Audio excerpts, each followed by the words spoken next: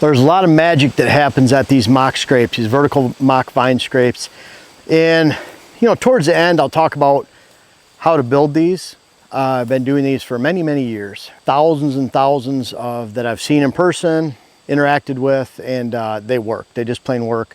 Cheapest, most highly effective mock scrape you can make. We'll talk about that in a second. Best time to hang them, you know, whenever you can. Dylan and I hung one, was it the day after the season ended or 2 days after the season? Third or something like that. Yeah, we hung one in a spot where we eventually added a water hole, stand location, trail, dozered trail coming in and out. And it's an incredible setup. It's all ready to go. We call it the 67-point water hole. And within 10 days, I believe, Junior, a 4-year-old buck at that time, this January, now he's a nice 5.5-year-old buck. He's one of our main target bucks, but he was hitting the water hole within 10 days, hitting the mock scrape within 10 days. Water hole was put in there later in May. Right now, we're out here, it's September 4th. Hunting season is just 10 days away. This is an area that we can shoot with a gun from right over there, and we want to have a mock scrape out in this area. We do not hunt all the way back here with a bow because if we get back in this corner, we're going to spook deer. There's no good place to blow our scent, and there's no good way to get in and out. Depending on if we're getting out during the dark, it's really tough. If we're getting in, but we can't blow our scent anywhere without spooking deer. So we want this for an inventory scrape off the side of this food plot. We can shoot to it from the redneck way over there.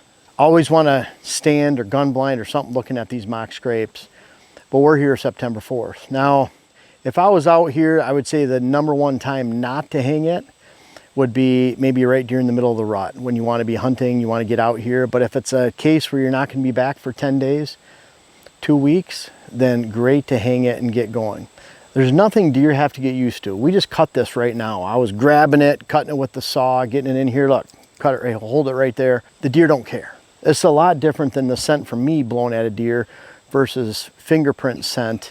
And what they're doing is they're rubbing their preorbital gland scent on there.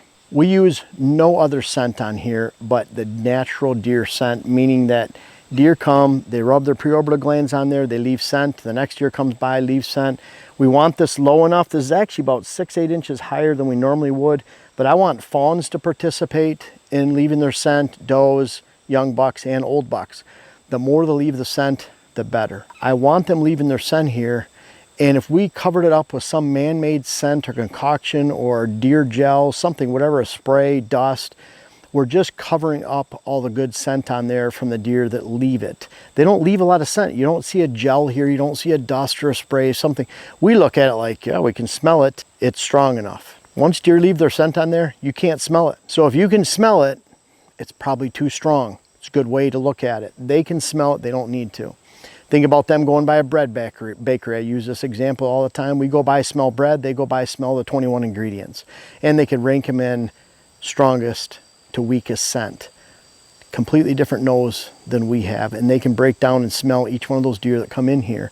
I don't want to cover it up with anything. I'm really comfortable hanging these mock scrapes all the way from when the deer season ends, or I'm not going to hunt here for 2 or 3 weeks, and then all the way through the beginning of the season. Like I said, we're 14 days away from the season, or 10 days away from the season starting right now. Now, we normally set these a little bit lower, but we had to tie some branches to get up here to get this to hang the spot we want to, in the spot we wanted to. Ended up a little bit, I should use a little bit longer vine, maybe about, I would say 6 inches. Normally we're at belly to waist high, so but this is good. This is not going to be a bad spot. It's in a flat area. You can see we've taken out all the weeds and ground them down in this location. And then we have the camera right over here. And what I like about this camera, it's on a double trunk. It's hidden in part by the branches that are coming out above it. From the side, you have a lot of brush on either side, so that camera is very well hidden. And then we're getting deer that come up this trail behind it. They come in from this, right out from the bedding area.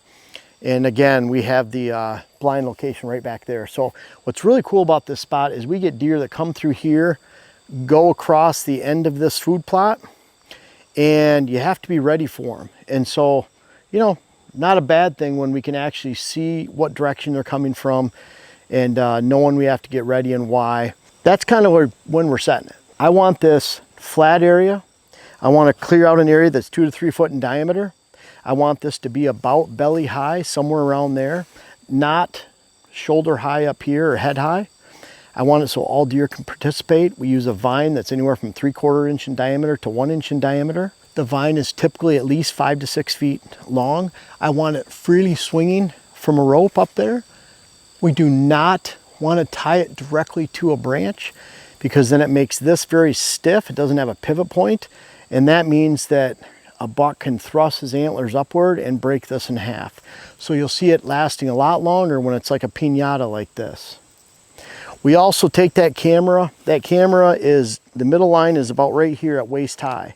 I don't necessarily want it right at this while it's blowing around.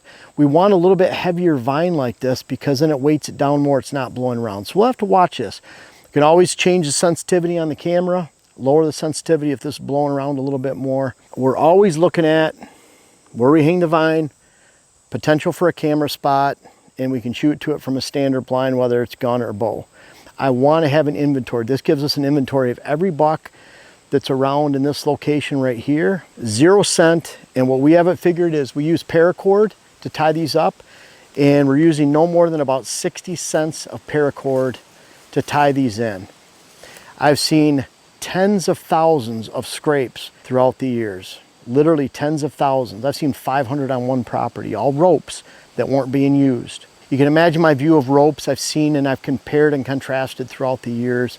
Ropes are not that great. If they were, I'd come up with a rope scrape to sell you and make some money because I believed in them. If the scents worked, I'd take the money from various scent sponsors that have offered to let me use their scent. I turned down the money, I turned down the scents because I don't believe in them. This is what's best for you, or I wouldn't be teaching it on this channel. And that's kind of the way we view everything on this channel. We have really good, high quality partners that we choose to work with. Mathews Bows, I've used them since literally 1992 exclusively.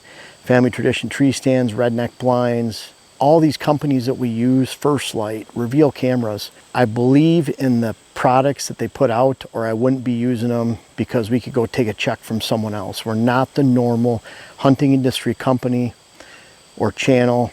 We don't take product and money from the highest bidder. We use and promote product that we actually believe in, whether we get a check or not. In this case, we get zero money.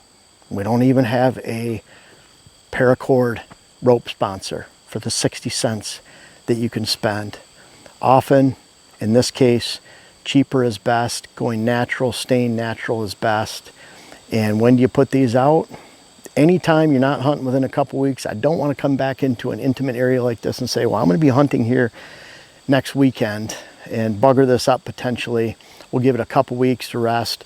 I always believe a mature buck has about a 2 or 3 week window of forgiveness, meaning if he likes the food in an area and cover, he'll be back in 2 or 3 weeks. The problem is when people pound their stands and they hunt every single weekend, they never get the chance to experience that 2 or 3 weeks until we're out on their property in January, February, and they say, wow, this is the most sign I've ever seen. We find beds, scrapes, we see a bunch of deer, rubs, fresh rubs with shavings on top of the snow, and it's just the first time they haven't been on their land for 3 or 4 weeks all season long. And so when we're out here, I want to get into that 2 to 3 week period, let it go by, and as long as you have that to work with or it's in the off season, that's the best time to make a scrape. It's not too late.